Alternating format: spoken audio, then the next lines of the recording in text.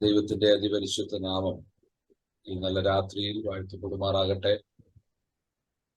Immortal life Bible കോളേജിന്റെ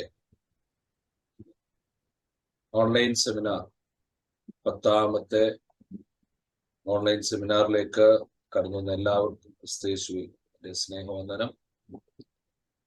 കഴിഞ്ഞ 9 ക്ലാസ്സുകൾ വളരെ അനുഗ്രഹിക്കപ്പെട്ട നിലയിൽ നടത്തുവാൻ സർവശക്തനായ ദൈവം നമ്മളെ ഓരോരുത്തരെയും സഹായിച്ചു. ആ ക്ലാസ്സുകൾക്ക് നേതൃത്വം കൊടുക്കുവാൻ കർത്താവിന്റെ ദാസൻ ഇമ്മോർട്ടൽ ലൈഫ് ബൈബിൾ കോളേജിന്റെ പ്രിൻസിപ്പൽ ആയിരിക്കുന്ന എം.പി. തോമസ് സാറിനെ കർത്താവ് സഹായിച്ചതോർത്ത് ദൈവത്തിന് സ്തോത്രം ചെയ്യുന്നു. ഈ കാലഘട്ടത്തിന് ആവശ്യമായിരിക്കുന്ന ദൈവവചനത്തിലെ വെളിപ്പാടുകൾ എന്ന വിഷയത്തെ ആസ്പദമാക്കി ദിവസങ്ങളിൽ നടന്നു വരുന്ന ബൈബിൾ ക്ലാസ്സുകൾ വളരെ അനുഗ്രഹിക്കപ്പെട്ട നിലയിൽ നടത്തുവാൻ കർത്താവ് നമ്മളെ സഹായിക്കുന്നു. സമൃദ്ധിയുടെ സുവിശേഷം അതിന്റെ ടോപ്പിക്ക് നമുക്ക് ഏകദേശം കവർ ചെയ്യാൻ കഴിഞ്ഞു. ദൈവവചനത്തെ ചൂഷണം ചെയ്യുന്ന വ്യാജ ബന്ധനം, വ്യാജ പോരാട്ടം, ആഭിചാര ക്രിയകൾ, മന്ത്രവാദം, കൂടോത്രം, വ്യാജ ഉണർവുകൾ എന്ന വിഷയത്തെയൊക്കെ ആസ്പദമാക്കിയാണ് നമ്മുടെ പഠനം മുമ്പോട്ട് പോയിക്കൊണ്ടിരിക്കുന്നത്. കർത്താവിൽ വളരെ അനുഗ്രഹിക്കപ്പെട്ട നിലയിലാണ് ഈ ക്ലാസ്സുകൾ നടന്നു വരുന്നത്. നിശ്ചയമായി ഇന്ന് ക്ലാസ്സുകളിൽ പങ്കെടുക്കുന്ന എല്ലാവരെയും ഒറ്റവാക്കിൽ ക്രിസ്തുയേശുവിൽ സ്വാഗതം ചെയ്യുന്നു. കർത്താവ് നമ്മളെ എല്ലാവരെയും അനുഗ്രഹിക്കട്ടെ. നിങ്ങൾക്ക് പരിചയമുള്ള സുഹൃത്തുക്കളായിരിക്കുന്നവരൊക്കെ ഈ ലിങ്കുകൾ ഷെയർ ചെയ്തവരെയും ഈ ക്ലാസ്സുകളിൽ പങ്കെടുപ്പിക്കുവാൻ ശ്രമിക്കാവുന്നതാണ്. കർത്താവ് നമ്മളെ സഹായിക്കട്ടെ. ഈ സമയത്ത് നമ്മൾ തുടർന്ന ക്ലാസ്സുകളിലേക്ക് നമ്മൾ പ്രവേശിക്കാൻ പോവുകയാണ്. ഒരു നിമിഷം നമുക്ക് ദൈവസന്നിധിയിൽ ഇന്നത്തെ ക്ലാസ് അനുഗ്രഹത്തിനായി നമുക്ക് പ്രാർത്ഥിക്കാം. നമുക്ക് ദൈവമുമ്പാകെ നമ്മളെ തന്നെ താഴ്ത്തി ഏൽപ്പിക്കപ്പെടാം. ഇന്നത്തെ ക്ലാസ് വളരെ അനുഗ്രഹമാകണം. കർത്താവിന്റെ ദാസനെ ദൈവം ശക്തമായി ഇന്ന് രാത്രിയിൽ ഉപയോഗിക്കണം. അതിനായിട്ട് നമ്മളെ ഏൽപ്പിച്ചു. നാം ഓരോരുത്തരും ദൈവസന്നിധിയിൽ പ്രാർത്ഥനയോടെ ആയിരിക്കുമ്പോൾ കർത്താവിന്റെ ദാസൻ ഇമ്മോർട്ടൽ ലൈഫ് ബൈബിൾ കോളേജിന്റെ പാമ്പാടി സഭയുടെ ശുശ്രൂഷകനായിരിക്കുന്ന കർത്താവിന്റെ ദാസൻ പാസ്റ്റർ മാത്യു വി.സി. നമ്മുടെ തുടർന്നുള്ള ശുശ്രൂഷയുടെ അനുഗ്രഹത്തിനായി നമ്മെ പ്രാർത്ഥിച്ച് സഹായിക്കും. നമുക്ക് ദൈവസന്നിധിയിൽ പ്രാർത്ഥിക്കാമല്ലോ. ഞങ്ങളുടെ ദൈവമേ, സ്വർഗീയ നല്ല പിതാവേ, മനോഹരമായ ഈ രാത്രിയുടെ നല്ല യാമത്തിനായി അങ്ങനെ ഞങ്ങൾ വാഴ്ത്തിയും സ്തുതിക്കുകയും ചെയ്യുന്നുവല്ലോ. കർത്താവേ, ഇപ്രകാരം ഞങ്ങൾക്ക് ഈ കാലഘട്ടത്തിൽ ആവശ്യമായ ദൈവികമായ സന്ദേശങ്ങൾ ലഭ്യമാകുവാൻ ഇമ്മോർട്ടൽ ലൈഫ് ബൈബിൾ കോളേജ് ഒരുക്കുന്ന നല്ല അവസരത്തിനായി സ്തോത്രം ചെയ്യുന്നു. കർത്താവ് ഈ കാലഘട്ടത്തിൽ കർത്താവ് പടരുന്ന ദുരുപദേശങ്ങളിൽ നിന്നും ദൈവജനത്തെയും ദൈവദാസന്മാരെയും കർത്താവെ കാക്കുവാൻ, അതിൽ നിന്നും കർത്താവെ വിടുതൽ നൽകുവാൻ കർത്താവെ ഞങ്ങളെ സഹായിക്കണമെന്ന് പ്രാർത്ഥിക്കുന്നു. കർത്താവ് ഇന്ന് രാത്രിയിൽ വചനം സംസാരിക്കുന്ന കർത്താവിൻ്റെ ദാസനായി പ്രാർത്ഥിക്കുന്നു. ഇമ്മോർട്ടൽ ലൈഫ് ബൈബിൾ കോളേജിന്റെ പ്രിൻസിപ്പളെ സേവനമനുഷ്ഠിക്കുന്ന കർത്താവ് ദാസനെ കർത്താവെ അങ്ങ് സഹായിക്കണമേ. ഇന്ന് രാത്രിയിൽ ഈ കാലഘട്ടത്തിൽ ആവശ്യമായ സന്ദേശങ്ങൾ നൽകുവാൻ അങ്ങ് ദാസനെ കർത്താവ് ഉപയോഗിക്കണമെന്ന് പ്രാർത്ഥിക്കുന്നു. കൂടി വന്ന കർത്താവെ എല്ലാ ദൈവദാസന്മാരെയും ദൈവമക്കളെയും ഓർക്കുകയും അവർക്ക് വേണ്ടി പ്രാർത്ഥന ചെയ്യുന്നുവല്ലോ. വിവിധ സ്ഥലങ്ങളിൽ കർത്താവ് ഇരുന്നുകൊണ്ട് സൂമിൽ കൂടി ഇപ്രകാരം ഞങ്ങൾക്ക് ഒന്നിച്ച് കാണുവാൻ കർത്താവെ ഈ സന്ദേശം കേൾക്കുവാൻ അങ്ങ് തരുന്ന കൃപയ്ക്ക് സ്തോത്രം ചെയ്യുന്നു. കർത്താവെ ഈ സൂമിൽ അധ്യക്ഷനായി ഇരിക്കുന്ന ഇത് കർത്താവ് ഹോസ്റ്റ് ചെയ്യുന്ന കർത്താവ് ദാസനായി പ്രാർത്ഥിക്കുന്നു. കർത്താവ് കുടുംബമായ ദൈവം സഹിക്കണമേ. എല്ലാ മഹത്വവും കർത്താവ് ഞങ്ങൾ അങ്ങ് കൽപ്പിക്കുകയാണ്. കർത്താവ് അവിടുന്ന് പ്രാർത്ഥനയും യാചനയുടെ കൃപയ്ക്കായി സ്തോത്രം ചെയ്യുന്നു. യേശു ക്രിസ്തുവിൻ നാമത്തിൽ പ്രാർത്ഥന കേൾക്കണമേ. ക്രിസ്തു പിതാവേ, ആമേൻ. കർത്താവ് നമ്മളെ സഹായിക്കട്ടെ. Thank you pastor. കർത്താവ് സഹായിക്കട്ടെ. എല്ലാവർക്കും വന്ദനം ചെയ്യുന്നു. കഴിയുന്നിടത്തോളം എല്ലാവരും തന്നെ നിങ്ങളുടെ ക്യാമറ ഓൺ ചെയ്ത് ഇരിക്കാൻ സാധിക്കുമെങ്കിൽ നിങ്ങൾ കഴിയുന്നിടത്തോളം ക്യാമറ ഓൺ ചെയ്തിരിക്കുക. കർത്താവ് നമ്മളെ സഹായിക്കട്ടെ. തുടർന്നുള്ള ക്ലാസ്സുകൾക്ക് നേതൃത്വം കൊടുക്കുവാൻ കർത്താവിന്റെ ദാസൻ ലൈഫ് ബൈബിൾ കോളേജിന്റെ പ്രിൻസിപ്പൽ ആയിരിക്കുന്ന കർത്താവിന്റെ ദാസനെ ദൈവനാമത്തിൽ ക്ഷണിക്കുന്നു. കർത്താവ് നമ്മളെ എല്ലാവരും സഹായിക്കും. Thank you. Praise the Lord. കർത്താവായ യേശു ക്രിസ്തുവിന്റെ അതിപരിശുദ്ധമായ നാമം വാഴ്ത്തപ്പെടുമാറാകട്ടെ. സന്നിഹിതരായിരിക്കുന്ന നിഗ്രഹീതരായ ദൈവദാസന്മാർ, ദൈവമക്കൾ, പ്രത്യേക ഈ മീറ്റിംഗിന്റെ അധ്യക്ഷത വഹിക്കുന്ന നിഗ്രഹീതനായ കർത്താവിന്റെ ദാസൻ മോട്ടലൈ ബൈബിൾ കോളേജിന്റെ founder and chairman reverend Aji Mathews ജയിക്കൽ കുടുംബം, അങ്ങനെ എല്ലാ പ്രിയപ്പെട്ടവർക്കും യേശു ക്രിസ്തുവിന്റെ നാമത്തിൽ ക്രിസ്തുവിന്റെ സ്നേഹവന്ദനം. ഒരിക്കൽ കൂടെ പ്രകാരം ഓൺലൈൻ സെമിനാറിലായിരിക്കാൻ ദൈവം നമുക്ക് അവസരം നൽകി. കഴിഞ്ഞ ക്ലാസ്സുകളിൽ ദൈവം നമ്മെ അനുഗ്രഹിച്ചു. വേദപുസ്തക സത്യങ്ങളെക്കുറിച്ച് അല്ലെങ്കിൽ തിരുവചന സത്യങ്ങളെക്കുറിച്ച് ആരായുവാൻ ദൈവം നമ്മെ ഇടയാക്കി. കഴിഞ്ഞ ക്ലാസ്സിൽ നാം വ്യാജ ഉണർവിനെ കുറിച്ച് ചിന്തിച്ചു. അതോടൊപ്പം ശരിയായ അല്ലെങ്കിൽ നല്ല ഉണർവ് എന്താണെന്നും ചിന്തിക്കാനായിട്ട് ഇടയായി തീർന്നു. നമ്മൾ പറയുന്ന കാര്യത്തിന്റെ ഒരു സ്ട്രക്ചർ മാത്രമാണ് ഇവിടെ നമുക്ക് ലഭിക്കുന്നത്. അതിൽ നിന്നുകൊണ്ട് നമുക്ക് പഠിക്കുവാനും കാര്യങ്ങൾ വിശുദ്ധ ഗ്രന്ഥത്തിൽ നിന്ന് മനസ്സിലാക്കുവാനും കഴിയും എന്നുള്ളതാണ് ഏറ്റവും അനുഗ്രഹിക്കപ്പെട്ട വസ്തുത. അതുകൊണ്ട് ആ നിലകളിൽ ദൈവവചനം പ്രാപിക്കുവാനും പഠിക്കുവാനും കർത്താവ് നമ്മെ സഹായിക്കട്ടെ. ഇന്ന് നമ്മൾ ചിന്തിക്കുവാനായിട്ട് പോകുന്നത്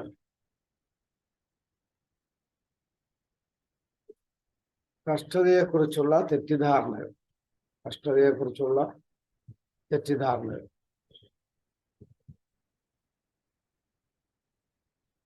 മുഖവരിയായിട്ട് കൂടുതൽ കാര്യങ്ങൾ പറയാനായിട്ട് ആഗ്രഹിക്കുന്നില്ല. വളരെ വേഗത്തിൽ സമയത്തിനുള്ളിൽ കാര്യങ്ങൾ നമ്മൾ ചിന്തിക്കുവാൻ ആരായുവാൻ ആഗ്രഹിക്കുന്ന കാര്യങ്ങളിലേക്ക് പ്രവേശിക്കാനായിട്ട് ആഗ്രഹിക്കുന്നു. സമയത്തിനുള്ളിൽ അത് കൺക്ലൂഡ് ചെയ്യുവാനായിട്ട് ഉദ്ദേശിക്കുന്നു. കഷ്ടത എന്ന് പറയുമ്പോൾ ഒരു പരിധി കഴിഞ്ഞ് പറഞ്ഞാൽ ഇത് കേൾക്കാൻ പോലും നമ്മൾ ആഗ്രഹിക്കുന്നില്ല, പ്രത്യേകിച്ച് ഇന്നുള്ള തലമുറ. എന്നാലും കഷ്ടതകളേറി വന്നുകൊണ്ടിരിക്കുകയാണ്. ഇത് കേൾക്കാൻ താല്പര്യമുണ്ടെങ്കിലും ഇല്ലെങ്കിലും കഷ്ടതകൾ വർദ്ധിച്ചു വരികയാണെന്നുള്ള കാര്യത്തിൽ യാതൊരു സംശയവും ഇല്ല. അപ്പോൾ കഷ്ടതയെക്കുറിച്ചുള്ള ഒരു അറിവ് നമുക്കുണ്ടായിരിക്കും. ഈ കാര്യം നിമിത്തമാണ് അനേകര് ദൈവം പോലും ഇല്ലെന്ന് പറയുന്നു. കാരണം ദൈവമുണ്ടെങ്കിൽ എന്തുകൊണ്ട് ഇങ്ങനെ സംഭവിക്കുന്നു, ഇങ്ങനെ കഷ്ടതകൾ ഉണ്ടാകുന്നു, ദുരിതങ്ങൾ ഉണ്ടാകുന്നു?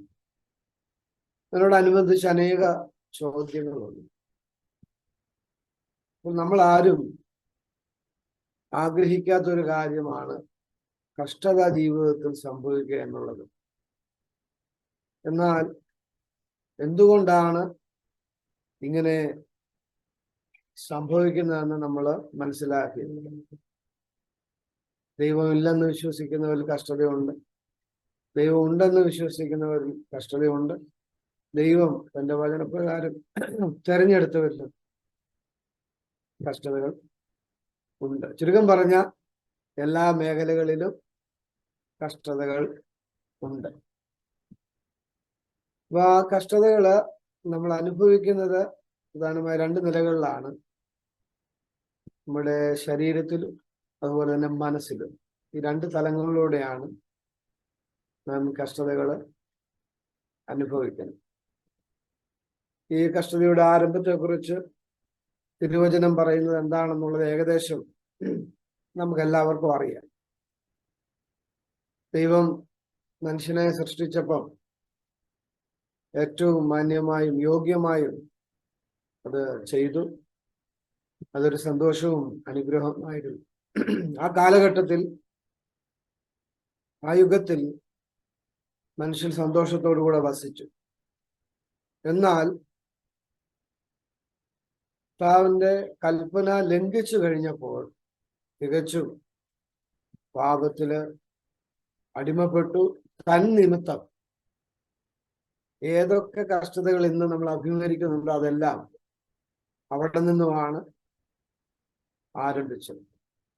കഷ്ടതകൾ ആരംഭിച്ചത് എവിടെ നിന്നാന്ന് ചോദിച്ചാൽ പെട്ടെന്ന് നമുക്ക് പറയാൻ കഴിയും. അത് ഏദനിൽ നിന്നാണ് ആരംഭിച്ചത്. അത് ഏതിന്റെ പുറത്ത് വന്നപ്പോൾ അതിന്റെ പൂർണ്ണമായ അവസ്ഥയിലേക്ക് എത്തപ്പെടുവാനായിട്ട് ഇടയായി തീർന്നു. ഇങ്ങനെയാണ് കഷ്ടത ആരംഭിക്കുവാനായിട്ട് ഇടയായി തീർന്നത്. ഇനിയും നമ്മള് ഇതിനെ ഒന്ന് വിഭജിച്ച് ചിന്തിക്കുവാനാണ് താല്പര്യപ്പെടുക. കാരണം ഇതിനെക്കുറിച്ചുള്ള തെറ്റിദ്ധാരണകൾ മാറണം. നമുക്കുമുണ്ട് ചില തെറ്റിദ്ധാരണകൾ, എന്തുകൊണ്ടൊക്കെ ഇങ്ങനെ സംഭവിക്കുന്നു എന്നുള്ളത്. ഇത് ഞാൻ ഇവിടെ ഓർപ്പിച്ചല്ലോ, പാപം നിമിത്തമാണ് കഷ്ടതകൾ പ്രവേശിച്ചത്. പാപനിമിത്തമാണ്. അത് ഉണ്ടാക്കിയ ആ വിപത്ത് എന്ന് പറയുന്നത് വളരെ ഭയാനകമായ കാര്യം, വളരെ ഭയാനകമായ കാര്യം. നമ്മുടെ ചിന്തയ്ക്ക് അപ്പുറമാണ് കൽപ്പനാ ലംഘന നിമിത്തം സംഭവിച്ചത്. ഈ കഷ്ടത ദൈവമക്കളോട് തുലനം ചെയ്ത് നമ്മൾ ചിന്തിക്കേണ്ടതായിട്ടുണ്ട്. ദൈവമക്കളോട് ഉള്ള ബന്ധത്തിൽ ചിന്തിക്കണം. ദൈവമക്കൾക്ക് കഷ്ടതയുണ്ടാകുമോ, പ്രയാസമുണ്ടാകുമോ, ഭാരമുണ്ടാകുമോ?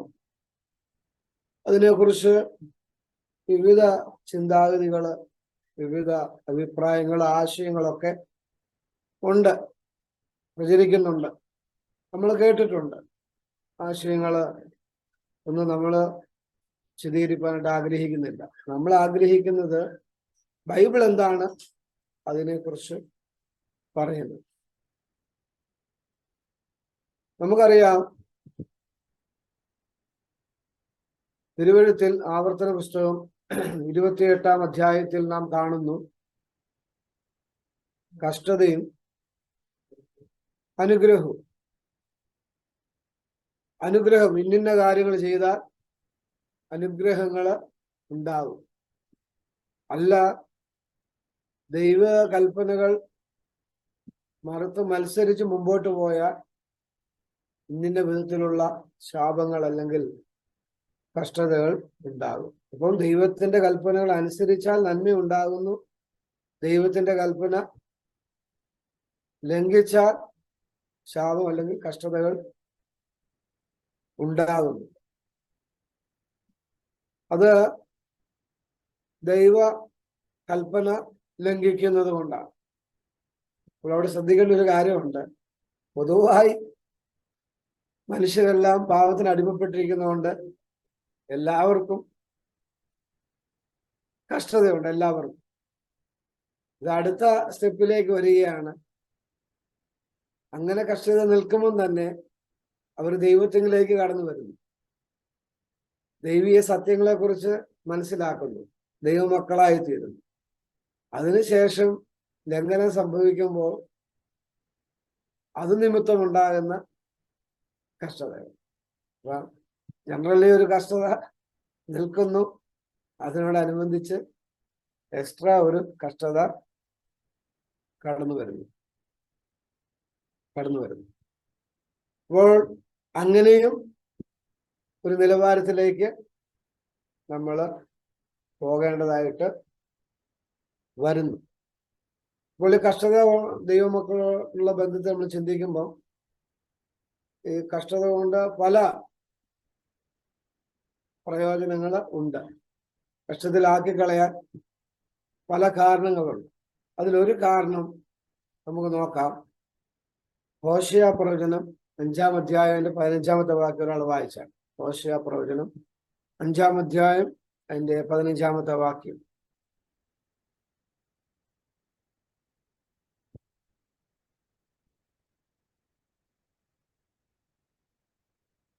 ആരെങ്കിലും ഒരാൾ വായിക്കാമോ?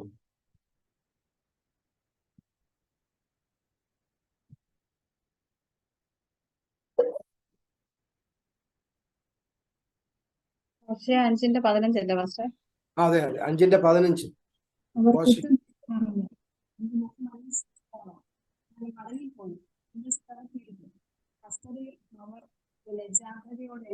കേൾക്കുന്നില്ലോ? കേൾക്കാമോ? ഇപ്പം കേൾക്കാം. അവർ കുറ്റമേറ്റു പറഞ്ഞ് എന്റെ മുഖം അന്വേഷിക്കുവോളം ഞാൻ മടങ്ങിപ്പോയി എന്റെ സ്ഥലത്തിരിക്കും. കഷ്ടതയിൽ അവർ എന്നെ ജാഗ്രതയോടെ അന്വേഷിക്കും. കണ്ടോ? പല കാരണങ്ങൾ ഉണ്ട് ദൈവമക്കളുടെ ജീവിതത്തില് കഷ്ടതയോടുള്ള ബന്ധത്തിൽ. ഇവിടെ പറയുന്നു, അവര് കഷ്ടതയിൽ ജാഗ്രതയോടെ എന്നെ അന്വേഷിക്കും. അങ്ങനെ അന്വേഷിച്ച ചരിത്രങ്ങള് ഇസ്രായേലിനോടുള്ള ബന്ധത്തില് നമുക്ക് മനസ്സിലാക്കാനായിട്ട് കഴിയുന്നുണ്ട്. എന്നാൽ ആ സമയത്തും മനസ്സ് കഠിനപ്പെട്ട് ദൈവത്തിന്റെ സന്നിധിയിൽ നിന്ന് അന്യപ്പെട്ടു പോയവരുമുണ്ട്. എങ്കിലും ബഹുഭൂരിപക്ഷം അവര് കുറ്റമേറ്റു പറഞ്ഞു, അവർ നിലവിളിച്ചു, ദൈവം അവരെ വിടുവിച്ചു, അവരുടെ ബന്ധനങ്ങളെ അഴിച്ചു എന്നൊക്കെ സങ്കീർത്തന പുസ്തകങ്ങളിലും മറ്റുള്ള പുസ്തകങ്ങളൊക്കെ നമുക്ക് കാണുവാനായിട്ട് കഴിയുന്നുണ്ട്. അപ്പോൾ കഷ്ടതയിൽ അവർ ജാഗ്രതയോടെ അന്വേഷിക്കും. അപ്പൊ അങ്ങനെ ഒരു കാര്യം ഉണ്ട്. അതുപോലെ തന്നെ കഷ്ടത കൊണ്ട് ദൈവം ആഗ്രഹിക്കുന്ന മറ്റു ചില കാര്യങ്ങളുണ്ട്. ഒരു വാക്യം കൂടെ വായിക്കാം. റോമലേഖനം 5-ാം അധ്യായം 3-ാമത്തെ വാക്യം.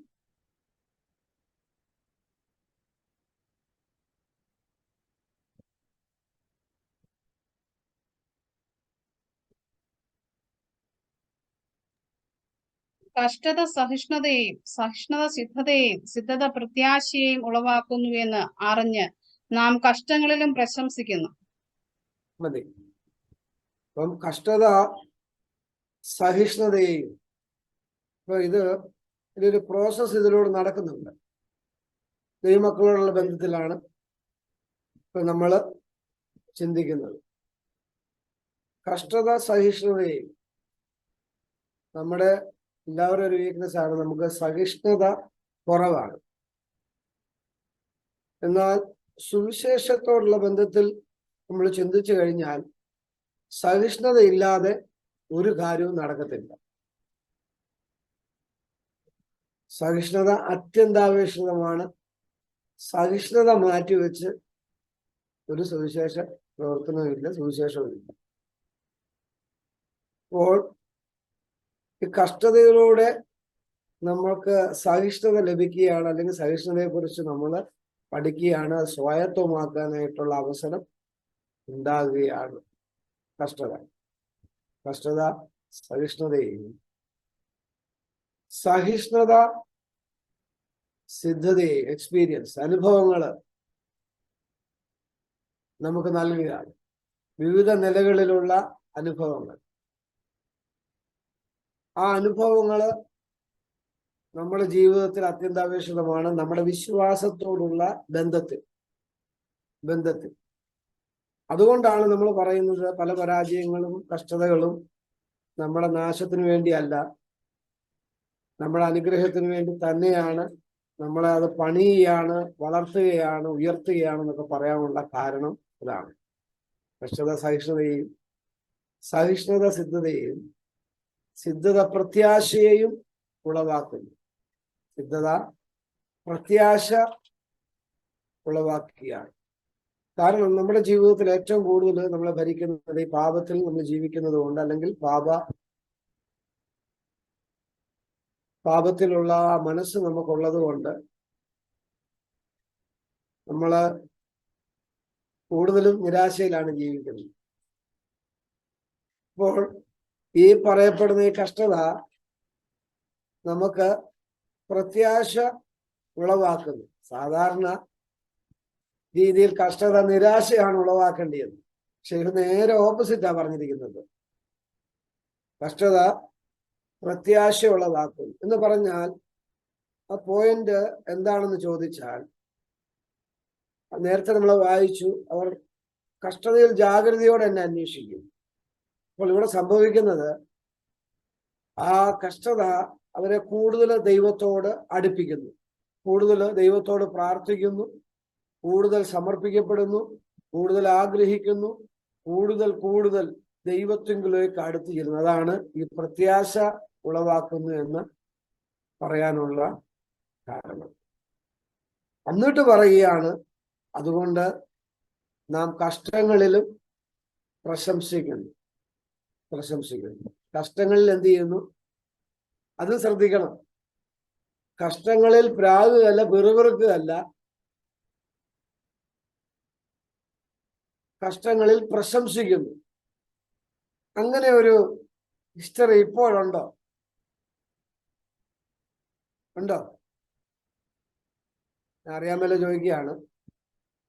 എനിക്ക് ഈ കഷ്ടം വന്നതുകൊണ്ട്, ഈ പ്രയാസം വന്നതുകൊണ്ട്, ഈ ഭാരം വന്നതുകൊണ്ട് ഞാൻ ദൈവത്തിന് മഹത്വം കരയറ്റുന്നു.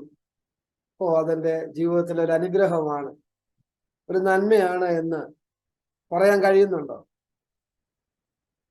അന്നേരം അത് നമ്മൾ എന്തോ ആയിരിക്കും പറയുന്നത്? നമ്മൾ പിന്നെ പറയുന്ന മുഴുവനും അത് വലിയ പോരാട്ടമാണ്, അങ്ങനെയാണ് ഇങ്ങനെയാണെന്നൊക്കെ നമ്മൾ പറയും. കാരണം അത് പറഞ്ഞു പോകും, ആരുടെയും കുറ്റമല്ല.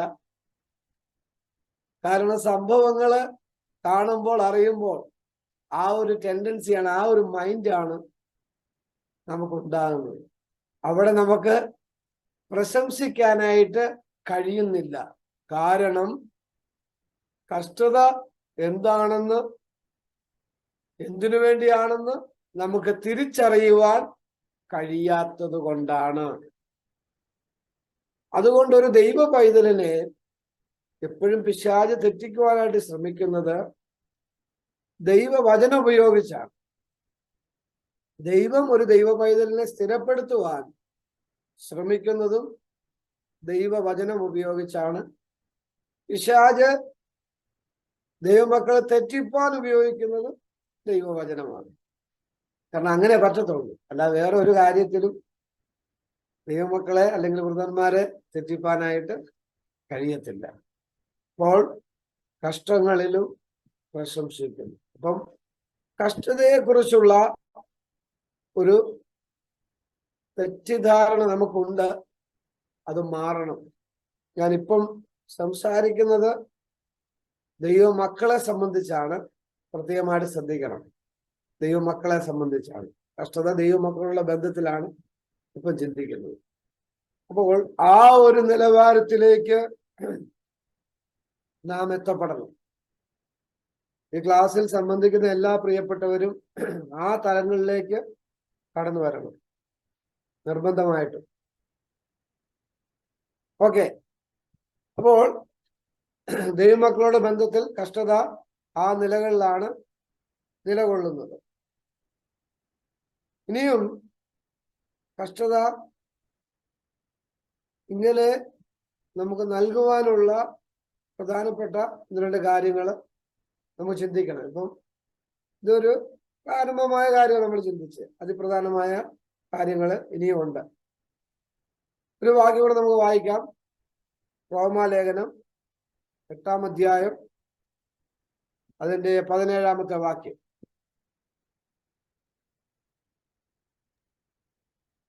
നാം മക്കളെങ്കിലോ അവകാശികളുമാകുന്നു, ദൈവത്തിന്റെ മക്കളെങ്കിലോ അവകാശികളുമാകുന്നു, ദൈവത്തിന്റെ അവകാശികളും ക്രിസ്തുവിന് കൂട്ടവകാശികളും തന്നെ. നാം അവനോടുകൂടെ തേജസ്കരിക്കപ്പെടേണ്ടതിന് അവനോടുകൂടെ കഷ്ടം അനുഭവിച്ചാൽ അത്രേ. കണ്ടോ? നാം തേജസ്കരിക്കപ്പെടണമെങ്കിൽ അവന്റെ കൂടെ കഷ്ടം അനുഭവിക്കണം. നാം തേജസ്കരിക്കപ്പെടണം എന്ന് പറഞ്ഞാൽ മഹത്വീകരണം പ്രാപിക്കണമെങ്കിൽ ക്രിസ്തുവിനോടുകൂടെ നമ്മൾ കഷ്ടത അനുഭവിക്കണം. നമ്മൾ പ്രോസ്പെരിറ്റിയെ കുറിച്ച് ചിന്തിച്ച സമയത്ത് നമ്മളിങ്ങനെ പറഞ്ഞായിരുന്നു, നമുക്ക് ഇനി കഷ്ടത സഹിക്കേണ്ട കാര്യമേ ഇല്ല. കാരണം ക്രിസ്തു നമുക്ക് വേണ്ടി കഷ്ടത സഹിച്ചതുകൊണ്ട് ഇനി നമ്മൾ കഷ്ടത സഹിക്കേണ്ട, സുഖം മാത്രം അനുഭവിച്ചാൽ മതിയെന്ന് ഒരു പഠിപ്പിക്കല് ഉണ്ട് എന്ന് നമ്മൾ ചിന്തിച്ചായിരുന്നു. ടോട്ടലി റോങ് ആണ്. ഇവിടെ ബൈബിള് പറയുന്നത് ക്രിസ്തുവിനോടുകൂടെ കഷ്ടത സഹിച്ചെങ്കിൽ മാത്രമേ തേജസ്കരിക്കപ്പെടത്തുള്ളൂ എന്നാണ്. കാരണം കർത്താവായ യേശുക്രിസ്തു ഈ ഭൂമിയിൽ കടന്നു വന്ന് കഷ്ടത സഹിച്ചു എന്നുള്ള കാര്യം വാസ്തവമാണ്. അത് നമ്മളെ രക്ഷിക്കാൻ വേണ്ടിയാണ്. അതുകൊണ്ട് കർത്താവായ യേശുക്രിസ്തു ക്രൂശിന്മേൽ മരിച്ചതുകൊണ്ട് വിശ്വസിക്കുന്നവരുടെ കഷ്ടത എല്ലാം നീങ്ങിപ്പോയി എന്ന് നമ്മുടെ കരങ്ങളിലിരിക്കുന്ന ബൈബിള് പഠിപ്പിക്കുന്നില്ല. അത് നീങ്ങിപ്പോകുന്നത്, കണ്ണുനീര് തുടയ്ക്കുന്നത്, രോഗങ്ങളും ദുഃഖങ്ങളും മാറ്റുന്നത്, സുഖം മാത്രമുള്ള ഒരു അനുഭവം ഉണ്ടാകുന്നത് അത് ഇവിടെ വെച്ചല്ല, അത് നമ്മൾ ഉയർത്തെഴുന്നേൽക്കുമ്പോഴാണ്. അവിടെ വെച്ച് ഈ പറയുന്ന കാര്യം സത്യമാണ്. അവിടെ കഷ്ടതയില്ല, അവിടെ സമൃദ്ധി മാത്രമായിരിക്കും, അനുഗ്രഹം മാത്രമായിരിക്കും. ഇവിടെ ദൈവമക്കളുടെ ജീവിതത്തിൽ, ദൈവത്തിൽ വിശ്വസിക്കുന്നവരുടെ ജീവിതത്തിൽ കഷ്ടതകൾ ഉണ്ടാകും. അത് നമ്മൾ സന്തോഷത്തോടുകൂടെ സഹിക്കണം എന്ന് തന്നെയാണ് ബൈബിള് പഠിപ്പിക്കുന്നത്. ഇവിടെ ഈ ഭൂമിയിൽ ഉദാഹരണമായിട്ട് നമ്മൾ ചിന്തിക്കുകയാണെങ്കിൽ, നമ്മൾ സ്വർഗത്തിൽ ചെന്നിട്ട് ഒരു ഇമാജിനേഷനാണ് കേട്ടോ, സ്വർഗത്തിൽ ചെന്നിട്ട് പ്രതിഫല വിഭജനം നടക്കുകയാണ്. അപ്പോൾ നമ്മൾ ആരെങ്കിലും ഒരാള് കർത്താവിനോട് പറയുകയാണ്, കർത്താവിനോട് ചോദിക്കുക, നിനക്ക് എന്ത് ഞാൻ തരണം? കർത്താവേ, ഞാൻ ഈ ഭൂമിയിൽ ജീവിച്ച മുഴുവൻ സമയങ്ങളിലും ഞാൻ അടിച്ചു പൊളിച്ച് സന്തോഷമായിട്ട് ജീവിച്ചു. പല കഷ്ടതകളും നിന്റെ നാമത്തിൽ സഹിക്കാൻ പാടില്ല, പക്ഷെ ഞാൻ അതൊക്കെ ബുദ്ധിപൂർവ്വം ഒഴിഞ്ഞു മാറി. ആ സമയത്ത് എന്തൊക്കെ സന്തോഷിക്കാമോ ആ നേരം അടിച്ചു പൊളിച്ച് ഞാൻ ജീവിച്ചു. അതുകൊണ്ട് സ്വർഗത്തിൽ ഇവിടെ എനിക്ക് ഏറ്റവും വലിയ പ്രതിഫലം തരണമെന്ന് പറഞ്ഞാൽ, നമ്മള് ലഭിക്കപ്പെട്ട തിരുവഴുത്തിൽ മനസ്സിലാക്കുമ്പോൾ ഭയങ്കര ബുദ്ധിമുട്ടാക്കാം, ഭയങ്കര പ്രയാസം അങ്ങനെ പ്രതിഫലം കിട്ടാൻ വേണ്ടി. ഞാൻ പറയുന്നത് നിങ്ങള് മനസ്സിലാക്കുന്നുണ്ടെന്ന് കരുതുന്നു. ഭയങ്കര ബുദ്ധിമുട്ടാണ്. അതേസമയം നമ്മൾ കർത്താവേ, നിന്റെ നാമത്തിന് വേണ്ടി എൻ്റെ നന്മകൾ മുഴുവൻ പോയി, എനിക്ക് കിട്ടാനുള്ള അവകാശങ്ങൾ പോയി, എൻ്റെ വീട് പോയി, കൂട് പോയി, വണ്ടി പോയി, എല്ലാം പോയി, എല്ലാം നഷ്ടപ്പെട്ടു, ഞാൻ അന്യപ്പെട്ടു, ഒറ്റപ്പെട്ടു. എങ്കിലും കർത്താവേ, വിശ്വാസം വേണ്ടി നിൽക്കുവാൻ, വിശ്വാസം മരിക്കുവാൻ എനിക്കിടയായി. അതുകൊണ്ട് എന്നെ ഈ കാലത്തിൽ മാനിക്കണമെന്ന് പറഞ്ഞാൽ അതിന് എന്തോ വാല്യൂ ഉണ്ടെന്ന് തോന്നുന്നു, അല്ലേ? ലഭിക്കപ്പെട്ട പ്രമാണം അനുസരിച്ചാണ്, വരാൻ പോകുന്ന പ്രമാണം അനുസരിച്ചല്ല, ലഭിക്കപ്പെട്ട പ്രമാണം അനുസരിച്ച്. അതുകൊണ്ടാണ് കർത്താവായ യേശു ക്രിസ്തുവിന്റെ നാമത്തിനു വേണ്ടി കഷ്ടതകൾ സഹിക്കാനുള്ള അവസരം നമുക്ക് ലഭിക്കുമ്പോൾ ബുദ്ധി പ്രയോഗിച്ച് ഒഴിഞ്ഞു മാറാതെ ആ കഷ്ടതകളെ നമ്മൾ നേരിടണമെന്ന് ബൈബിൾ പഠിപ്പിക്കുന്നത്. ഓക്കെ, ആ കഷ്ടതയിൽ നമ്മൾ എങ്ങനെ ആയിരിക്കണം എന്നുകൂടെ തിരുവെഴുത്ത് ഓർപ്പിക്കുന്നു. ഒരു വാക്യം കൂടെ വായിക്കാം. 1 പത്രോസ് 4-ാം അധ്യായം അതിന്റെ 13-ാമത്തെ ലേഖനം. പത്രോസ് എഴുതിയ 1-ാം ലേഖനം 4-ാം അധ്യായം 13-ാമത്തെ വാക്യം.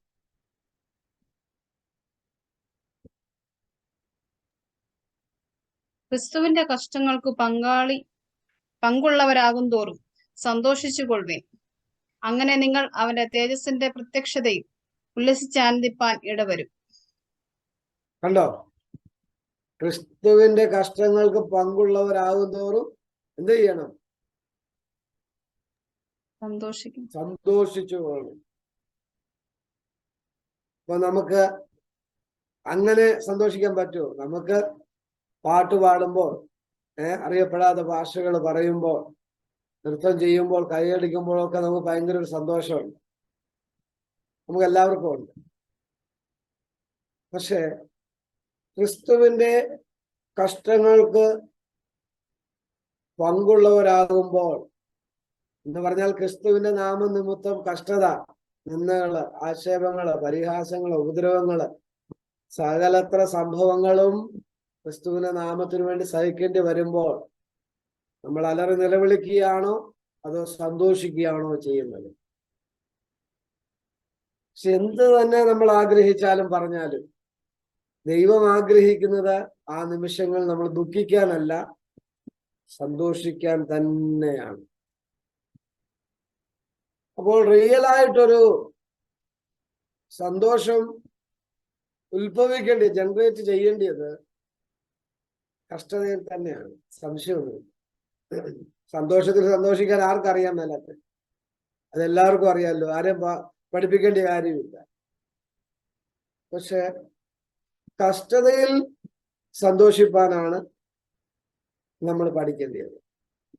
ക്രിസ്തുവിന്റെ കഷ്ടങ്ങൾക്ക് പങ്കുള്ളവരാകും തോറും, ഇത് ആ ലേഖനം എഴുതിയ പശ്ചാത്തലമൊക്കെ നമുക്കറിയാം. വളരെ പ്രതിസന്ധികളിലൂടെ, പ്രയാസങ്ങളിലൂടെ, തകർച്ചയിലൂടെ കടന്നു പോവുക. എന്തുകൊണ്ട്? കർത്താവിന്റെ നാമത്തിനു വേണ്ടി ജനം ഇറങ്ങിത്തിരിച്ചു. അവരും വിടുതലും നന്മയ്ക്ക് വേണ്ടിയൊക്കെയാണ് ഇറങ്ങിത്തിരിച്ചത്. സ്വർഗരാജ്യത്തിൽ പോകാൻ വേണ്ടിയാണ് ഇറങ്ങിത്തിരിച്ചത്. എന്നാൽ അവരൊരിക്കലും പ്രതീക്ഷിക്കാത്ത നിലകളിലുള്ള അഗ്നിശോധനകൾ അവരുടെ ജീവിതത്തിൽ കടന്നു വന്നു. ആ അഗ്നിശോധനകൾ കടന്നു വന്ന സമയത്ത് ദൈവത്തിന്റെ ആത്മാവ് പ്രാപിച്ച അഭിഷിക്തൻ എഴുതുകയാണ്, നിങ്ങൾ സന്തോഷിക്കാൻ. സത്യത്തിൽ വേണമെങ്കിൽ അദ്ദേഹത്തിന് പറയാമായിരുന്നു, നിങ്ങൾ ആ വിഷയത്തെ ഓർത്ത് ഉപവസിച്ച് പ്രാർത്ഥിക്കാൻ. കാരണം പല ഭാഗങ്ങളില് നമ്മൾ വായിക്കുന്നുണ്ട് പ്രാർത്ഥിക്കണമെന്ന്, അല്ലേ? ഉപവാസത്തെ കുറിച്ച് പല സ്ഥലങ്ങളിൽ കാണുന്നുണ്ട് നമ്മൾ. അങ്ങനെ ഒരു ടീച്ചിങ് കൊടുത്താൽ മതിയായിരുന്നു. അവിടെ പ്രാർത്ഥിക്കുമ്പോൾ കണ്ടില്ലേ, അപ്പോസ്തലപ്രവൃത്തി 4-ാം അധ്യായത്തിൽ അവർ ഒരുമനപ്പെട്ട് നിലവിളിച്ചപ്പോ, അല്ലേ, ദൈവപ്രവൃത്തി വെളിപ്പെട്ടില്ലേ? വെളിപ്പെട്ടു. പക്ഷെ ഇവിടെ പ്രാർത്ഥിക്കേണ്ട എന്നല്ല പറഞ്ഞത്, അത് അണ്ടർസ്റ്റുഡ് ആണ്, ഇത് വേണം. പക്ഷെ ഇവിടെ പറഞ്ഞത് പങ്കുള്ളവരാകും തോറും നിങ്ങൾ സന്തോഷിച്ചോളാം. സന്തോഷം. ഇവിടെ വ്യത്യസ്തമായ ഒരു അനുഭവമാണ് കാണുന്നത്. ഈ ഒരു അനുഭവം ഇന്ന് ശരിക്കും കാണുവാനായിട്ട് കഴിയുന്നില്ല. അപ്പോൾ കഷ്ടതയിൽ നമ്മൾ സന്തോഷിക്കണം എന്ന് പറഞ്ഞാൽ എപ്പോഴും ചിരിച്ചുകൊണ്ടിരിക്കണം, കഷ്ടതയിൽ എപ്പോഴും ബഹളം ഉണ്ടായിക്കൊണ്ടിരിക്കണം, അതല്ല ഇവിടെ ഉദ്ദേശിക്കുന്നത്. ഹൃദയത്തിന്റെ അന്തർഭാഗത്ത് നിന്ന് നമുക്ക് സന്തോഷം ഉണ്ടാകണം. എന്തിനു വേണ്ടിയാണെന്ന് അറിയാമോ? ആ സന്തോഷത്തിലാണ് നമ്മുടെ പിറുപിറുപ്പും നിരാശകളും ദുഃഖങ്ങളും എല്ലാം മാറിപ്പോകുന്നത്. അതുകൊണ്ടാണ് സന്തോഷിക്കണം എന്ന് പറയുന്നത്. അപ്പോൾ അങ്ങനെയുള്ള സന്തോഷം നമ്മുടെ ഹൃദയത്തിന്റെ അന്തർഭാഗത്ത് വരുമ്പോൾ പിന്നെയും കർത്താവിന് വേണ്ടി ആ നിലകൾ പ്രയോജനപ്പെടുവാൻ നമുക്ക് തോന്നും. അതുകൊണ്ടാണ് അപ്പോസ്തലനായ പൗലോസ് പറയുന്നത്, ഞാൻ കർത്താവിന് വേണ്ടി ഉപദ്രവങ്ങൾ സഹിപ്പാൻ ഇഷ്ടപ്പെടുന്നു. കാരണം എന്തുവാ? ഈ സന്തോഷമാണ് അദ്ദേഹത്തിന് ലഭിച്ചത്. അദ്ദേഹത്തിന്റെ ശുശ്രൂഷയുടെ വിജയത്തിന്റെ ഏറ്റവും പ്രസക്തമായ ഭാഗങ്ങൾ ഒന്നാണ് സന്തോഷം. ശുശ്രൂഷയുടെ അദ്ദേഹത്തിന്റെ ഏറ്റവും വലിയ വിജയത്തിന്റെ ആദ്യപടി എന്ന് പറയുന്നത് പരിശുദ്ധാത്മാവിന്റെ ശക്തിയാണ്, യാതൊരു സംശയമില്ല. വേണമെങ്കിൽ രണ്ടാമത്തെ കാര്യം എന്ന് പറയുന്നത് ഇതാണ്. കാരണം കഷ്ടതയിൽ സന്തോഷിപ്പാനുള്ള ഒരു റിവലേഷൻ അദ്ദേഹം പ്രാപിച്ചു. ചുരുക്കി പറഞ്ഞാൽ ഈ കഷ്ടത നമുക്ക് തരുന്നത് ഒന്ന് സന്തോഷിക്കാൻ വേണ്ടിയാണ്. ഇവിടെ വലിയൊരു വേർപാട് നമുക്ക് ദർശിക്കുവാനായിട്ട് കഴിയും. വേർപാട് അതിനെക്കുറിച്ച് പിന്നീട് നമ്മൾ ചർച്ച ചെയ്യുന്നുണ്ട്, വേർപാടിനെ കുറിച്ച്. ഇവിടെ നമുക്ക് നമ്മുടെ വേർപാടിനെ കുറിച്ച് വിശദീകരിക്കും. ഇവിടെ ഒരു വേർപാട് നമുക്ക് ദർശിക്കുവാൻ കഴിയുന്നു. ഏതൊരു മനുഷ്യൻ കഷ്ടതയിലും പ്രയാസത്തിലും ദുരിതത്തിലും ആയിത്തീരുമ്പോൾ അവിടെ സംഭവിക്കുന്നത് മുഴുവനും നിരാശയും ദുഃഖങ്ങളും വിലാപങ്ങളുമാണ്. മറിച്ച് ഇവിടെ സംഭവിക്കുന്നത് അതല്ല. ഒരിക്കലും ആർക്കും ചിന്തിക്കാൻ പറ്റാത്ത കാര്യമാണ് സന്തോഷം. ഇങ്ങനെയുള്ള ഒരു അനുഭവം ദൈവമക്കളിൽ കാണുമ്പോൾ മറ്റുള്ളവർക്കും തോന്നി ഇവരിൽ എന്തോ പ്രത്യേകതകളുണ്ട്, ഇവർക്കെന്തോ ഗുണവിശേഷങ്ങളുണ്ട് അവർക്ക് ചിന്തിപ്പാനായിട്ട് ഇടയായിത്തീരും. അപ്പം ക്രിസ്തീയതയുടെ മാഹാത്മ്യം, മഹത്വം എന്താണെന്ന് അവർക്ക് തിരിച്ചറിയാൻ പറ്റും. ഈ കാര്യത്തിൽ നമുക്കാർക്കും വലിയ അവകാശവാദങ്ങളൊന്നും പറയാൻ പറ്റത്തില്ല. പല കാര്യങ്ങളിലും നമ്മൾ പരാജിതരാണ്. അതിനെ ഒന്ന് മാറ്റിയെടുക്കുവാൻ ദൈവമക്കൾ ഉത്സാഹിക്കുന്നത്, ദൈവസഭ ഉത്സാഹിക്കുന്നത് ഏറ്റവും അനുഗ്രഹമായിരിക്കും. ഒരുപക്ഷെ നിങ്ങൾക്ക് ചിന്തിക്കാം, ഇത് സാധ്യമായ കാര്യമാണോ? ആണോ എന്ന് ചോദിച്ചാൽ എനിക്കൊറ്റ വാക്യമേ പറയാനുള്ളൂ. അത് നിങ്ങൾ ചിന്തിച്ചോണം. എന്നെ ശക്തനാക്കുന്നവൻ മുഖാന്തരം ഞാൻ സകലത്തിലും മതിയാകും. അത് മാത്രമേ ഇതിന് നിവൃത്തിയുള്ളൂ. വേറെ ഒരു നിവൃത്തിയും ഇല്ല. അപ്പൊ ആ ഒരു അനുഭവത്തിലേക്ക് ദൈവമക്കൾ എത്തിച്ചേരണം. അപ്പോൾ സന്തോഷത്തോടുകൂടെ കഷ്ടത സഹിക്കണം. എന്താ ചോദിച്ചാൽ നമുക്ക് അതിനെല്ലാം പ്രതിഫലം ദൈവം അത് നൽകുവാനായിട്ട് ഇടയായിത്തീരും. ഓക്കെ, ആ ഭാഗം ഇത്രയും പറഞ്ഞ് മുമ്പോട്ട് പോകുവാനായിട്ട് ഞാൻ ആഗ്രഹിക്കുന്നു. നമ്മളെ ക്ലാസ് ഒരു സബ്ജക്റ്റ് എടുത്തു കഴിഞ്ഞാൽ ചിലപ്പം 3-4 പ്രാവശ്യം അതേ മാസങ്ങളിലേക്ക് അത് പോകേണ്ടി വരും. ഞാൻ അതുകൊണ്ട് കുറച്ചുകൂടെ ഒന്ന് ലഘൂകരിച്ച് 1-2 ക്ലാസ്സിനുള്ളിൽ ഒരു സബ്ജക്റ്റ് പൂർത്തീകരിക്കാനാണ് ആഗ്രഹിക്കുന്നത്. കാരണം ഒത്തിരി വിഷയങ്ങളിലേക്ക് നമുക്ക് പോകാനുണ്ട്. അപ്പോൾ ഒരു ഡീറ്റെയിൽഡ് സ്റ്റഡി നമുക്ക് അങ്ങനെ തന്നു പോകാനായിട്ട് പറ്റത്തില്ല. അതുകൊണ്ട് ചുരുക്കി അതിൻ്റെ കാര്യങ്ങൾ ക്രമീകരിച്ച് പോകാനായിട്ട് ആഗ്രഹിക്കുന്നത്. അതുകൊണ്ടാണ് അല്പം സ്പീഡിൽ പോകുന്നത്. നിങ്ങൾക്ക് ഞാൻ പറയുന്നത് ഗ്രഹിപ്പാൻ കഴിയുന്നുണ്ട് എന്ന് ഞാൻ വിശ്വസിക്കുന്നു. ഓക്കെ, ഇനി നമ്മൾ ചിന്തിപ്പാനായിട്ട് പോകുന്നത് ഏത് രീതിയിലുള്ള കഷ്ടതകളാണ് ദൈവമക്കളുടെ ജീവിതത്തിൽ കടന്നു വരുന്നത്. വളരെ ചർച്ച ചെയ്യപ്പെടുന്ന കാര്യങ്ങളുണ്ട്. പല കാര്യങ്ങളും സസ്പെൻസ് ആണ്, പല കാര്യങ്ങളും ഡൗട്ട്ഫുൾ ആണ്. എന്തുകൊണ്ട് നമുക്ക് അതിനൊന്നും ഒരു ഉത്തരവില്ല. നമുക്ക് തിരുവചനം പരിശോധിച്ച് നോക്കാം എന്തെങ്കിലും ഉത്തരവ്. ഏത് രീതിയിലുള്ള കഷ്ടതകളാണ് കടന്നു വരുന്നത്, മറ്റുള്ളവർക്ക് വരുന്ന കഷ്ടതകൾ നമുക്ക് കടന്നു വരുമോ എന്നൊക്കെ നമുക്ക് ചിന്തിക്കേണ്ടതായിട്ടുണ്ട്. നമുക്ക് വളരെ പെട്ടെന്ന് നമുക്ക് ആ കാര്യത്തെക്കുറിച്ചൊന്ന് ചിന്തിക്കാം. മത്തായി സുവിശേഷം 7-ാം അധ്യായം 25-26 വാക്കുകൾ പെട്ടെന്ന് ഒരാൾ വായിച്ചാണ്.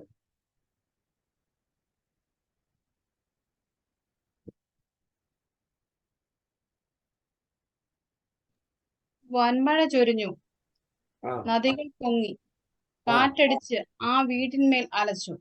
അത് പാറമേൽ അടിസ്ഥാനമുള്ളതാകയാൽ വീണില്ല. എന്റെ ഈ വചനങ്ങളെ കേട്ട് ചെയ്യാത്തവനൊക്കെയും മണലിന്മേൽ വീട് പണിത മനുഷ്യനോട് തുല്യനാകുന്നു. വൻമഴ ചൊരിഞ്ഞു, നദികൾ പൊങ്ങി, കാറ്റടിച്ച് ആ വീട്ടിന്മേൽ അലച്ചു. അത് വീണു, അതിന്റെ വീഴ്ച വലിയതായിരുന്നു. ഓക്കെ, ഇവിടെ നമ്മൾ ദർശിക്കുന്നത് എന്നാന്ന് ചോദിച്ചാൽ 2 വീട്. ആ 2 വീടിനിട്ടും ഒരേ പ്രതികൂലമാണ്, ഒരു വ്യത്യാസമില്ല. പക്ഷെ പാറയുടെ മേൽ പണിത വീട് നിലനിന്നു. അപ്പം പ്രതികൂലങ്ങള് ദൈവമക്കൾക്കും അല്ലാത്തവർക്കും എല്ലാം ഒരേ രീതിയിൽ വരുന്നതായിട്ടാണ് ഇവിടെ കാണുവാനായിട്ട് കഴിയുന്നത്. അത് അല്പം കൂടെ ക്ലിയർ ആയിട്ട് അപ്പോസ്തലനായ പൗലോസ് പറഞ്ഞിട്ടുണ്ട്.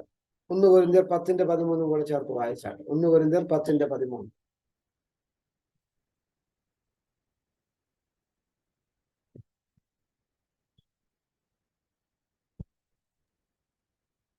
മനുഷ്യർക്ക് നടപ്പില്ലാത്ത പരീക്ഷ നിങ്ങൾക്ക് നേരിട്ടിട്ടില്ല. ദൈവം വിശ്വസ്തൻ. നിങ്ങൾക്ക് കഴിയുന്നതിന് മീതെ പരീക്ഷ നേരിടുവാൻ സമ്മതിക്കാതെ നിങ്ങൾക്ക് സഹിപ്പാൻ കഴിയേണ്ടതിന് പരീക്ഷയോടുകൂടെ അവൻ പോക്കുവഴിയും ഉണ്ടാക്കും. മനുഷ്യന് നടപ്പല്ലാത്ത പരീക്ഷ ഇതുവരെ നിങ്ങൾക്ക് നേരിട്ടിട്ടില്ല. അപ്പം മനുഷ്യന് നടപ്പാകുന്ന എല്ലാ പരീക്ഷകളും നിങ്ങളുടെ ജീവിതത്തിലുണ്ട്. അപ്പം വിശ്വാസിക്കും കഷ്ടത, അവിശ്വാസിക്കും കഷ്ടത. ഇത് ഒരേ നിലകളിൽ കടന്നു വരും. ഇത് ഭയങ്കര കുഴപ്പങ്ങൾ ഉണ്ടാക്കിയിട്ടുണ്ട്. അങ്ങനെയാണെങ്കിൽ ദൈവത്തെ വിളിച്ചിട്ട് എന്നാ പ്രയോജനം, അല്ലേ? അപ്പൊ അവിടെ അതിനൊരു ചെറിയൊരു സൊല്യൂഷൻ പറയുന്നുണ്ട്. അവൻ പരീക്ഷയോടുകൂടെ പോക്ക് വഴി നിൽക്കുക എന്ന് പറഞ്ഞാൽ അത് അതിജീവിക്കാനുള്ള ശക്തി തരുമെന്നാണ് എന്റെ അർത്ഥം. അപ്പോൾ വിശ്വാസികൾക്ക് ഈ പറയുന്ന പ്രതികൂലങ്ങൾ എല്ലാം ഉണ്ടാകും.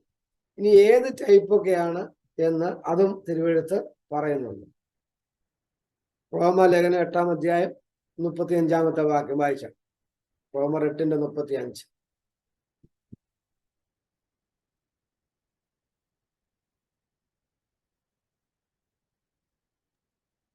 ക്രിസ്തുവിന്റെ സ്നേഹത്തിൽ നിന്ന് നമ്മെ വേർപിരിക്കുന്ന കഷ്ടതയോ സങ്കടമോ ഉപദ്രവമോ പട്ടിണിയോ നഗ്നതയോ ആപത്തോ വാളോ. മതി. കണ്ടോ, അവിടെ ഒരു ചെറിയൊരു ലിസ്റ്റ് കൊടുത്തിട്ടുണ്ട്. ഇതൊക്കെ ഫേസ് ചെയ്തിട്ടാണ് അദ്ദേഹം പറയുന്നത്, ചുമ്മാ അല്ല, ഓൺ എക്സ്പീരിയൻസാ. അപ്പോൾ ഇവിടെ ഒരു പദം ശ്രദ്ധിക്കേണ്ടതായിട്ടുണ്ട്. ആപത്തോ. ഒരു ദൈവ പൈതലിന് ആപത്ത് വരുമോ?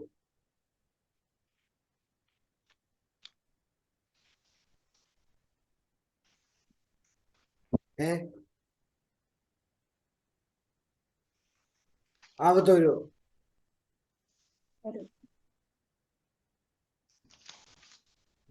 എന്ന് ചോദിച്ചാൽ ആകപ്പാടെ ബുദ്ധിമുട്ടി പോകും അല്ലേ? അങ്ങനെ ആപത്ത് വന്ന് മരിച്ചിട്ടുണ്ടോ? എനിക്ക് തോന്നുന്നു നിങ്ങളുടെ ഓർമ്മയിൽ ഇല്ലെന്ന് തോന്നുന്നു. ആപത്ത് വന്നാലും ദൈവം അറിയാതെ ഒരു കാര്യം. ഓക്കെ. അപ്പോൾ ചിലരൊക്കെ പ്രസംഗിച്ചിട്ടുണ്ട്, ഒരു ദൈവ പൈതലിന് ഒരിക്കലും ആപത്ത് വരത്തില്ല. ആപത്ത് വന്നാൽ അവൻ ദൈവ പൈതലല്ല, ആപത്ത് വരത്തേയില്ല. അങ്ങനെ പറഞ്ഞ പലരും ആപത്തിൽ മരിച്ചിട്ടുണ്ട്. മനസ്സിലായോ? അപ്പോൾ ആരും സംശയിക്കേണ്ട, ആപത്തുകൾ ഉണ്ടാകാം. ഇനിയും അതിന്റെ ആഫ്റ്റർ എഫക്റ്റ് അതിന്റെ താഴത്തെ വാക്കിൽ പറഞ്ഞിട്ടുണ്ട്. അതിന്റെ 38-39 ഒന്ന് വായിച്ച്.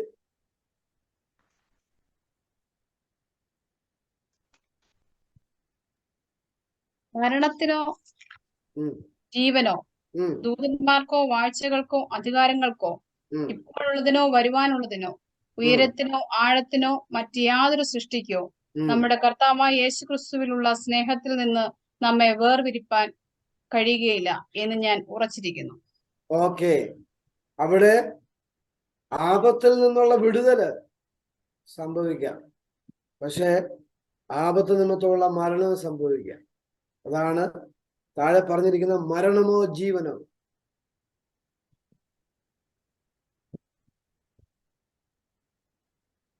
നമുക്ക് മനസ്സിലാക്കാൻ കഴിയുന്നത്, ഒരു ഭക്തന്റെ മരണം ഏത് സാഹചര്യത്തിൽ വേണമെങ്കിലും ആയിരിക്കാം. ഏത് സാഹചര്യത്തിൽ വേണമെങ്കിലും ആയിരിക്കും. ചിലപ്പം നല്ല രീതിയിൽ 10, 90, 100 വയസ്സ് വരെ ജീവിച്ചിരുന്നിട്ട് സാധാരണ മരിക്കുന്ന പോലെ മരിക്കാം. ചിലപ്പം ഉപദ്രവങ്ങളേറ്റ് രക്തസാക്ഷിയായിട്ട് മരിക്കേണ്ടി വരും. ചിലപ്പോൾ ആപത്തില് മരിക്കേണ്ടി വരും. അവൻ എങ്ങനെ മരിക്കുന്നു എന്നുള്ളതല്ല വിഷയം. അതിലൊരു വിഷയവും. വിഷയം ഇതാണ്, അവൻ ക്രിസ്തുവിലാണോ മരിക്കുന്നത്. എന്തുകൊണ്ടാണ് ഇങ്ങനെയുള്ള കാര്യങ്ങൾ ഈ ലോകത്തിൽ സംഭവിച്ചത്? ഭയങ്കരവും ഭയാനകവും വേദനാജനകവുമായ ഈ അവസ്ഥകൾ എന്തുകൊണ്ടാണ് സംഭവിച്ചത്? സംഭവിച്ചത് പാപം നിമിത്തമാണ്. അതുകൊണ്ട് ഈ ലോകത്തിൽ ജീവിക്കുമ്പോൾ ഏത് കാര്യങ്ങളും നമ്മൾ ഫേസ് ചെയ്യേണ്ടതായിട്ട് വരും. ഇങ്ങനെ വരുമ്പോൾ നമ്മൾ ഞെട്ടിപ്പോവും.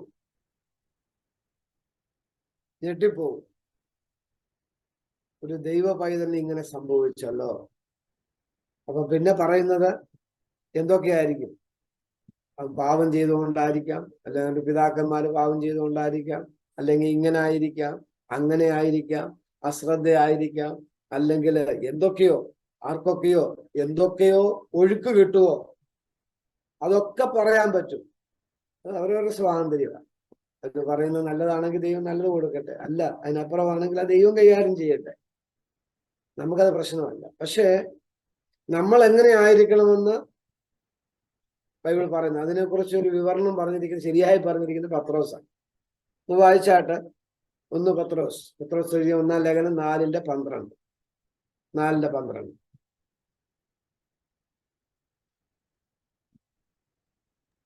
പ്രിയമുള്ളവരെ, നിങ്ങൾക്ക് പരീക്ഷയ്ക്കായി സംഭവിച്ചിരിക്കുന്ന അഗ്നിശോധനയെങ്കിൽ ഒരു അപൂർവ കാര്യം നിങ്ങൾക്ക് വന്നുകൂടി എന്ന് വെച്ച് അതിശയിച്ചു പോകരുത്. ഞെട്ടിപ്പോകരുത്. കണ്ടോ? അഗ്നിശോധന. ഞെട്ടിപ്പോകരുത്, തകർന്നു പോകരുത്, വീണു പോകരുത്, പതറിപ്പോകരുത്. കാരണം മനുഷ്യർക്ക് നടപ്പുള്ള എല്ലാ പരീക്ഷകളും സംഭവിക്കും. എന്നാൽ വിടുതൽ നൽകേണ്ടിയ കാര്യങ്ങള് ദൈവം വിടുതൽ നൽകും, ഉറപ്പാ, ഒരു സംശയമില്ല. എന്നാൽ വിടുതൽ ലഭിക്കാത്ത ചില കാര്യങ്ങളുണ്ട്. അതിലാരും അത്ഭുതപ്പെട്ടു പോകരുത്, അതിശയിച്ചു പോകരുത്, ഞെട്ടിപ്പോകരുത്, തകർന്നു പോകരുത്, വീണു പോകരുത്. ഇത് നമ്മൾ മനസ്സിലാക്കണം. ഇത് പറയാനുള്ള കാരണം എന്നു ചോദിച്ചാൽ, ഇത് മനസ്സിലാക്കിയില്ലെങ്കിൽ നമ്മളെ കൈകാര്യം ചെയ്യാൻ വേറൊരാളുണ്ട്, നോക്കിയിരിക്കുകയാണ്. എന്തോ നമ്മളെ കൈകാര്യം ചെയ്യാൻ. ആ വ്യക്തി ഒരാളെ കസ്റ്റഡിയിലെടുത്തു. ഒരാളെ മാത്രം ഞാൻ പരിചയപ്പെടുത്താം.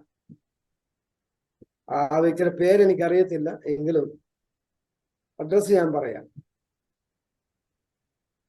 ആ വ്യക്തിയാണ് ഇയ്യോബിന്റെ ഭാര്യ. certain ഇൻസിഡൻസ്, ചില വിപത്തുകള് സംഭവിച്ചു കഴിഞ്ഞപ്പം അദ്ദേഹത്തിന്റെ ചിന്താഗതികളെല്ലാം മാറി. അതുവരെ എല്ലാത്തിലും പങ്കെടുത്തുകൊണ്ടിരുന്നതാ. ദുഷ്ടപിശാച് എടുത്തിട്ട് പിന്നെ ദൂത് പറയാൻ തുടങ്ങി. അതാണ് ഭയങ്കരം. നിങ്ങൾ പെട്ടെന്ന് ചിന്തിക്കരുത് പ്രവചനാത്മാവിൽ പ്രവചിക്കാന്നൊന്നും ചിന്തിച്ചേക്കരുത്. ദൂത് പറയുക. ആരോടാ പറയുന്നത്? ഭക്തനോടാ പറയുന്നത്. ആരാ പറയുന്നത്? ശ്രദ്ധിച്ചോണം. ഭക്തനോട് പറയുകയാണ്, നീ ദൈവത്തെ ത്യജിച്ചിട്ട്, ദൈവം ഉണ്ടെന്ന് പറഞ്ഞിട്ടല്ല, ദൈവത്തെ ത്യജിച്ചിട്ട് നീ പോയി തീർന്നോണം. എങ്ങനെയുണ്ട്? പക്ഷെ ഇയ്യോബ് ആ ദൂത് ഏറ്റെടുത്തില്ല. എല്ലാ ദൂതുകളും എല്ലാവർക്കും ഏറ്റെടുക്കാൻ പറ്റത്തില്ല. ഏത് സമയത്താ പറയുന്നതെന്ന് അറിയാമോ? പെട്ടെന്നൊരു സ്ട്രൈക്ക് ഉണ്ടായി എന്ന് പറഞ്ഞാൽ ഭയങ്കര ഡിസ്ട്രാക്ഷൻ സംഭവിച്ചിരിക്കുന്നത്. ഒരു നിലകളിലും ഉൾക്കൊള്ളാൻ പറ്റത്തില്ല. ദൈവത്തോട് അത്ര അടുത്ത് നിൽക്കുക, അത്രയും വില ദൈവത്തിന് കൽപ്പിക്കുക, ദൈവത്തെ മാനിക്കുക. ആ സമയത്ത് ഒരിക്കലും ചിന്തിക്കാൻ പോലും പറ്റാത്ത കാര്യങ്ങൾ ജീവിതത്തിൽ സംഭവിച്ചു കഴിഞ്ഞപ്പോൾ അദ്ദേഹം ഞെട്ടി തകർന്നു. എന്തൊക്കെയോ പുലമ്പി. കാരണം മനുഷ്യ പ്രകൃതമല്ലേ. അപ്പോൾ ഉണ്ടായ ഒരു കാര്യമാണ്. ആ ആത്മാവ് ഇന്നും വ്യാപരിക്കുന്നുണ്ട്. എന്ന് പറഞ്ഞാൽ certain കഷ്ടതകള് നമ്മുടെ ജീവിതത്തിൽ കടന്നു വരുമ്പോൾ അത് നിമിത്തം ദൈവത്തോട് മത്സരിക്കുവാൻ, ദൈവത്തെ വിട്ടുകളയുവാൻ, ദൈവസന്നിധിയിൽ നിന്ന് അകന്നു മാറുവാൻ പ്രേരണ മറ്റൊരു ഭാഗത്ത് നിന്ന് നമുക്ക് കടന്നു വരുന്നുണ്ട്. അത് എങ്ങനെയാണ് കടന്നു വരുന്നത്? സംശയങ്ങളിട്ട് തെറ്റിദ്ധാരണകൾ നമ്മിൽ ഉണ്ടാക്കി നമ്മുടെയും നമ്മുടെ വീട്ടിലുള്ളവരുടെയും നമ്മുടെ വേണ്ടപ്പെട്ടവരുടെയും വിശ്വാസം ഇല്ലായ്മ ചെയ്യുവാനായിട്ട് ശ്രമിക്കുന്നു. നമുക്ക് വിടുതലിനെ കുറിച്ച് മാത്രമേ കൂടുതലായിട്ട് അറിയത്തുള്ളൂ. വിടുതൽ ലഭിക്കാത്ത കാര്യങ്ങളെ കുറിച്ച് കൂടുതലായിട്ട് നമ്മൾ ഗ്രഹിക്കുന്നില്ല. അതാണ് എൻ്റെ പ്രശ്നം. അപ്പോൾ വിടുതൽ ലഭിക്കുന്ന കാര്യമുണ്ട്, വിടുതൽ ലഭിക്കാത്ത കാര്യങ്ങളും ഉണ്ട്. അതുകൊണ്ട് ആരും തെറ്റിദ്ധരിക്കപ്പെടരുത്. നിങ്ങൾ അഗ്നിശോധന സംഭവിച്ച് ഞെട്ടിപ്പോവുകയും അരുത്. ഈ പറയുന്ന കഷ്ടതകള്, ആപത്തുകളും അനർത്ഥങ്ങളും എല്ലാം വരാൻ സാധ്യതകൾ ഉണ്ട്. ഇതിനെ ഖണ്ഡിക്കുന്ന ചില കാര്യങ്ങളുണ്ട്. അത് ദൈവം അനുവദിച്ചാൽ നമുക്ക് അടുത്ത സെമിനാറിൽ ചർച്ച ചെയ്യാം. എൻ്റെ സമയം ഇവിടെ അവസാനിക്കുകയാണ്. മീറ്റിംഗിൽ സംബന്ധിച്ച എല്ലാ പ്രിയപ്പെട്ടവർക്കും പ്രത്യേകമായ നന്ദി അറിയിക്കുന്നു. കർത്താവ് അനുഗ്രഹിക്കട്ടെ. കർത്താവിന്റെ വരവ് താമസിച്ചാൽ അടുത്ത മാസം നമുക്ക് വീണ്ടും ഒരുമിച്ച് കാണാം. തുടർന്നുള്ള കാര്യങ്ങൾ, ഏറ്റവും പ്രധാനപ്പെട്ട കാര്യങ്ങളാണ്, നമുക്ക് ഒരുമിച്ച് ചിന്തിക്കുക. God bless you all. Thank you. ഭാഷ ലൈനിലില്ല എന്ന് തോന്നുന്നു. പ്രാർത്ഥിച്ച് മീറ്റിംഗ് അവസാനിപ്പിക്കാനായിട്ട് ആഗ്രഹിക്കുന്നു. ഇപ്പോൾ നാം എല്ലാവരും പ്രാർത്ഥനാപൂർവ്വം ദൈവത്തിന്റെ സന്നിധിയിലായിരിക്കുമ്പോൾ കർത്താവിന്റെ ദാസൻ പാസ്റ്റർ പ്രമോദ് കുമാർ ഇപ്പോൾ പ്രാർത്ഥിക്കുന്നതായി. നമുക്ക് പ്രാർത്ഥിക്കാം. കാരുണ്യവാനായ ദൈവമേ, പരിശുദ്ധ പിതാവേ, അങ്ങയുടെ വിലയേറിയ വൃദ്ധാഭ്യർത്ഥനയിൽ കൂടി ഈ 10ാമത് സെമിനാറിൽ കർത്താവേ, വെർച്വൽ മീറ്റിംഗിൽ സെമിനാറിൽ ഞങ്ങൾക്ക് ദൈവത്തിന്റെ വചനത്തിന്റെ വെളിപ്പാടുകളുടെ അധികാരിത മനസ്സിലാക്കുവാൻ, കർത്താവേ, വചനത്താൽ തന്നെ സാത്താൻ അനേകരെ കഷ്ടതയുടെ നാളുകളിൽ പ്രത്യാശ നഷ്ടപ്പെടുത്തിക്കൊണ്ടിരിക്കുന്ന ഈ കാലയളവിൽ ദൈവത്താൽ വരുന്ന കഷ്ടത, ക്രിസ്തു നിമിത്തം ഞങ്ങൾ കഷ്ടത സഹിക്കുന്നവർ, ഞങ്ങൾ ഏറ്റവും ഭാഗ്യമുള്ളവർ, പല കാര്യങ്ങളിൽ ഇടപെടുന്നവരായി വാസ്തവമായും നിങ്ങളുടെ വചനത്തിന്റെ യഥാർത്ഥമായ വെളിപ്പാട്, കർത്താവേ, ആ ദർശനം, ആ വിളി യെരമ്യാവ് ദൈവസന്നിധിയിലായിരുന്നത് പോലെ ആ ശമൂവേൽ പ്രവാചകൻ ദൈവത്തിന്റെ ദർശനവും വചനം കേട്ട് അവസാന നാൾ വരെയും വൃദ്ധനാവും വരെയും ദൈവ വഴിയിലായിരുന്നത് പോലെ യഥാർത്ഥമായി വചനം ഗ്രഹിക്കുവാൻ, നിശ്ചയം പ്രാപിക്കുവാൻ, അതിന് പ്രകാരം ജീവിക്കുവാൻ, അനേകരെ കർത്താവിലേക്ക് അടുപ്പിക്കുവാൻ, കർത്താവെ യോസഫിന് കൊടുത്ത ദർശനം പോലെ കാഴ്ചപ്പാട് പോലെ അപ്പോസ്തലനായ പൗലോസ് ഞങ്ങളെ കർത്താവെ ഇന്ന് ഓർമ്മിപ്പിച്ചതുപോലെ എന്നെ ശക്തനാക്കുന്ന എൻ്റെ ദൈവമുഖാന്തരം ഞാൻ സകലത്തിനും മതിയാകും. അങ്ങനെ ഞങ്ങളെ മുന്നേറുവാൻ സഹായിക്കണം. അടുത്ത ക്ലാസ് സെമിനാർ വരെയും അവിടുത്തെ ഭക്തനെയും അതുപോലെ നമ്മെ ILBC കോളേജ്, അതിൻ്റെ എല്ലാ ഫാക്കൽറ്റി, ഡയറക്ടർ, രജിസ്ട്രാർ, പ്രത്യേകിച്ച് സാറ്, പ്രിൻസിപ്പൽ സാറിനായിട്ട് പ്രാർത്ഥിക്കുന്നു. എൻ്റെ ശുശ്രൂഷകർക്കായി, കുടുംബത്തിന്, എന്നെ സംബന്ധിച്ച് എല്ലാവർക്കായി, മറ്റുള്ളവരെയും ഇതിലേക്ക് കർത്താവെ ഈ സെമിനാറിൽ കൂട്ടിവരുത്തുവാൻ ഞങ്ങളെ സഹായിക്കണം. അങ്ങയുടെ കർത്താവെ കഷ്ടത്തിൽ ഞങ്ങൾ പങ്കുള്ളവരാകുന്നു. ഈ ഭൂമിയിൽ അങ്ങയുടെ ഇഷ്ടം ചെയ്യുവാൻ ഞങ്ങളെ അങ്ങ് നയിക്കുമ്പോൾ ഞങ്ങൾക്ക് ശരീരത്തിൽ കഷ്ടതയും പ്രയാസങ്ങളും നിരാശകളും വരുമെങ്കിൽ ആത്മാവിൽ ഞങ്ങളെ ആനന്ദത്തോടെ ദൈവം നടത്തുന്നുവെന്ന് ഞങ്ങൾ വിശ്വസിക്കുന്നു. അങ്ങയുടെ വചനം ഞങ്ങൾക്ക് ആശ്വാസം തരുന്ന കാലത്തോടെ ഇവിടുന്ന് വീണ്ടും ബലപ്പെടുത്തണം, ആശീർവദിക്കണം. ക്രിസ്തുയേശുവിന്റെ നാമത്തിൽ യാചിച്ചു കേൾക്കണം പിതാവേ. ആമേൻ. കർത്താവ് പ്രാർത്ഥന കേട്ടതിനായി സ്തോത്രം ചെയ്യാം. സ്തോത്രം, സ്തോത്രം. വചനത്തിന് വാർത്തുന്നതിനായി സ്തോത്രം ചെയ്യാം. സ്തോത്രം, സ്തോത്രം, സ്തോത്രം. സെമിനാറിനെ അനുഗ്രഹിച്ചതിനായി നമുക്ക് സ്തോത്രം ചെയ്യാം. സ്തോത്രം, സ്തോത്രം, സ്തോത്രം, സ്തോത്രം.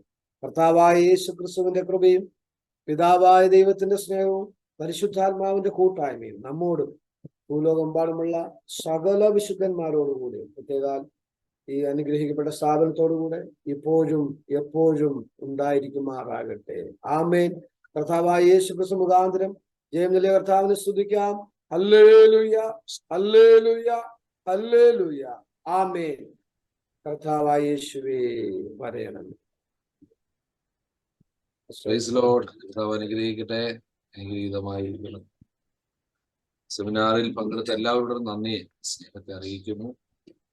തുടർന്നും എല്ലാ മാസത്തിന്റെ അവസാന ഞായറാഴ്ച നടക്കുന്ന ഈ സെമിനാറിലേക്ക് വീണ്ടും നമുക്ക് കാണാം എന്നുള്ള പ്രത്യാശയും നന്ദിയും അറിയിക്കുന്നു. കർത്താവ് നമ്മളെല്ലാവരെയും സഹായിക്കട്ടെ. ഇന്നത്തെ ക്ലാസ് നേതൃത്വം കൊടുത്ത കർത്താവിന്റെ ദാസനോടുള്ള നന്ദി, സ്നേഹത്തെ അറിയിക്കുന്നു. Praise Lord. Thank you pastor. Thank you. By.